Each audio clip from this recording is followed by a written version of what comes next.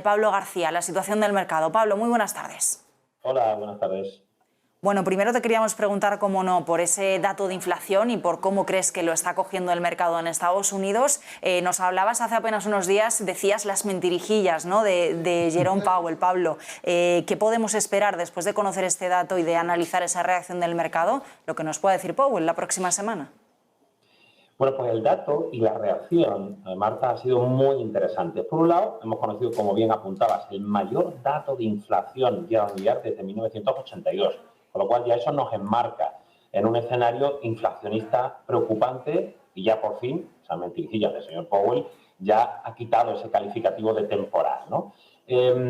Analizando un poco más en detalle este dato del 6,8%, que no olvidemos ya no solo es en Estados Unidos, y avanzamos, es que el dato de inflación de Alemania armonizado del mes de noviembre sube al 6%, con lo cual, cuando estamos viendo que de ese sesgo dovish que tenía prácticamente gran parte de la Reserva Federal y que se han tornado hawkish, en el caso de Europa, el señor de Guindos y, por supuesto, Christine Lagarde son hiperdovish, y eso tiene que ir cambiando de manera indefectible, desgraciadamente, para los intereses de algunos países como España o los grandes países endeudados. Mirando en detalle, como comentábamos, Raquel, el caso de la subida por secciones, ha subido más de lo previsto la ropa, los servicios de transporte, ¿no? Y es verdad que un poco menos el sector de alimentación, energía, incluso materias primas, pero en su conjunto hablamos de que son un poco inferiores a lo que se preveía, pero los alimentos, el combustible, los autos y la vivienda siguen teniendo aumentos extraordinarios, ¿no? ¿Por qué quizá algunos telespectadores de negocios de televisión se pregunten por qué el mercado entonces está subiendo? A este analista se le ha ido la pinza, ¿no? Porque parece que el dato ha gustado. Es que empezó a haber en Wall Street, hablábamos con colegas en Nueva York, una sensación de que el dato iba a ser extremadamente negativo y muchos hablaban de tasas superiores al 7%.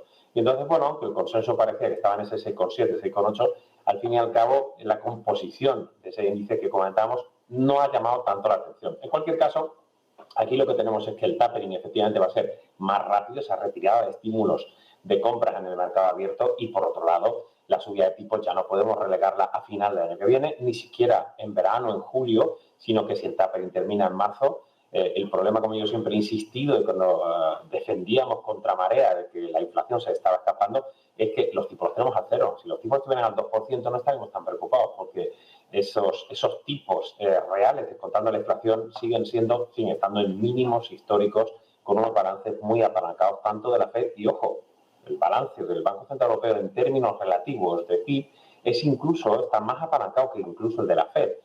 Con lo cual, aviso a navegantes, y lo que está pasando en Estados Unidos, hemos visto que el euro se depreciaba, ¿no? Hasta el momento hubo mucha volatilidad, hasta el 1,1272 dólares. Hemos visto que el oro inicialmente subía con fuerza y después ha ido perdiendo terreno, incluso el Brent en la zona de 75,07. Es decir, que había mucha tensión con el dato, pero finalmente ha habido volatilidad en escasos minutos al mercado, y después más o menos los mercados han vuelto a confiar, como no, en los bancos centrales, que la semana que viene tenemos, pues en vez de cuádruple hora bruja, tenemos a cuádruple reunión de todos los grandes bancos centrales para que nos dejen tranquilos de cara a la Navidad y el posible rally navideño.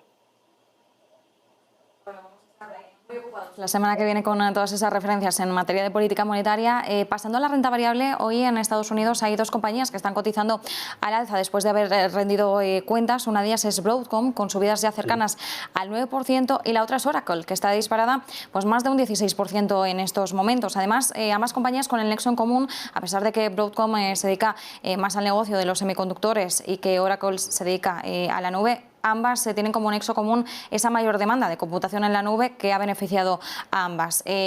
¿Cómo estás observando estos movimientos de las dos compañías y sobre todo las perspectivas de cara a futuro? Porque ambas compañías han presentado un próximo trimestre bastante optimista. Eso yo creo que hay que ser todavía bastante optimista. Incluso al Nasdaq caía ayer y ha tenido unas sesiones algo más volátiles, pero ese digamos, silogismo de si los tipos van a subir, las compañías de crecimiento deben caer, porque, bueno, es típico que están apalancadas, eso es algo que no es real en este momento. Precisamente las compañías menos apalancadas son las Intel, las Apple, las Amazon o cualquiera de las grandes compañías tecnológicas, incluso los semiconductores. Es decir, que una subida de tipos lo que puede hacer es tener crecimiento, pero desde luego esas compañías con tanta demanda, y como bien has comentado, con los modelos de negocios, como ha sido el caso de Oracle o de Broadcom o cualquiera de las Taiwan Semiconductor o, por supuesto, las ASML o ASM Internacional en Europa. En cuanto a Oracle, el coloso del software para empresas fueron ayer, tras el cierre, las cifras del 12 fiscal, que fueron muy positivas, sobre todo en la infraestructura de la nube, en los servicios. Los márgenes también fueron algo mejores de lo que estábamos esperando. 47% el margen operativo ajustado y bueno, la verdad es que dieron efectivamente un mensaje muy optimista. Y en el caso de la compañía de semiconductores de Broadcom, igualmente las cifras siguen siendo mejores tanto en ventas como en la partida de BPAs y dando una estimación por arriba de lo que está esperando el consenso, con lo cual es verdad que algunas compañías están con unos ratios muy elevados, pero mientras que la demanda siga siendo fuerte, mientras que esas compañías tengan un modelo de negocio bastante bien adaptado, yo creo que no hay que tener miedo y es una de las posiciones más importantes que tengo en mis carteras. Pablo, mirando también en casa, ¿no?, a uno de los nombres de la jornada, como es el Banco Santander, y esa indemnización a Andrea Orcel, ¿no?, que hoy está copando los principales titulares, ¿qué te parece, ¿no?, esta noticia y cómo ves en general al Banco Santander en el momento actual?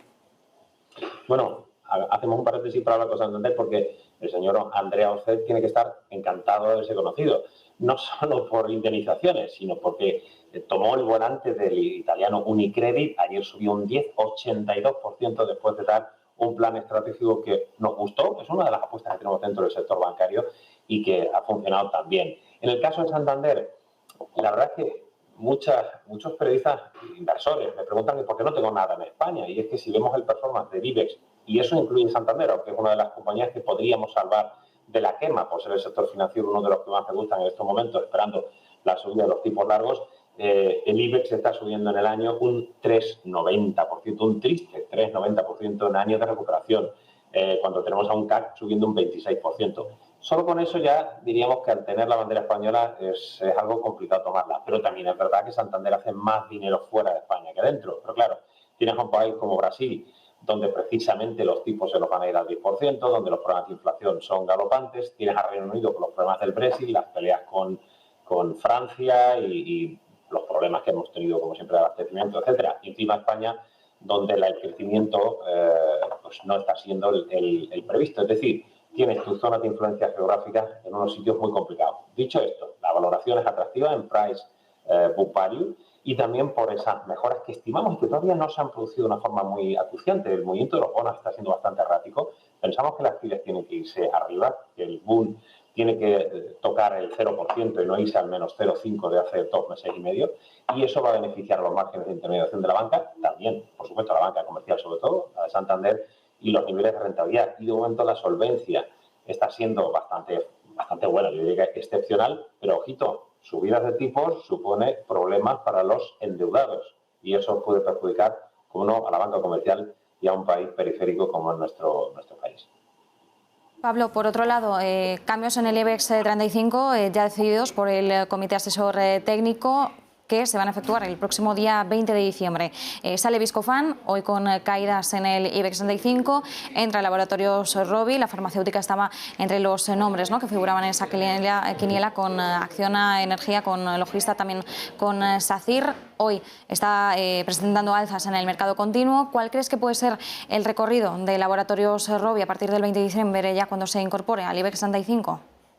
Bueno, la verdad es que lo ha hecho especialmente bien y, por supuesto, el acuerdo con Moderna le ha catapultado en una capitalización, si no recuerdo mal, en torno a 3.700 millones de euros, una cosa así. Una gran compañía, bien gestionada, sobre todo con un punto de inflexión con ese acuerdo con Moderna que ha hecho que los inversores internacionales, no solo españoles, hayan tomado posiciones. Y este es el premio a ese buen hacer de la compañía. Extraordinario, felicitarla. Desde el punto de vista de valoración, a estos niveles nos cuesta algo más pensar que las cosas van a ir a mejor, sobre todo porque si deseamos que el COVID vaya desapareciendo, este tipo de compañías pues parece que han descontado el mejor de los escenarios posibles. Por lo tanto, y aún reconociendo el buen hacer de la compañía, nos cuesta desde Divacons Alfa Value recomendar ahora tomar posiciones en Rovi.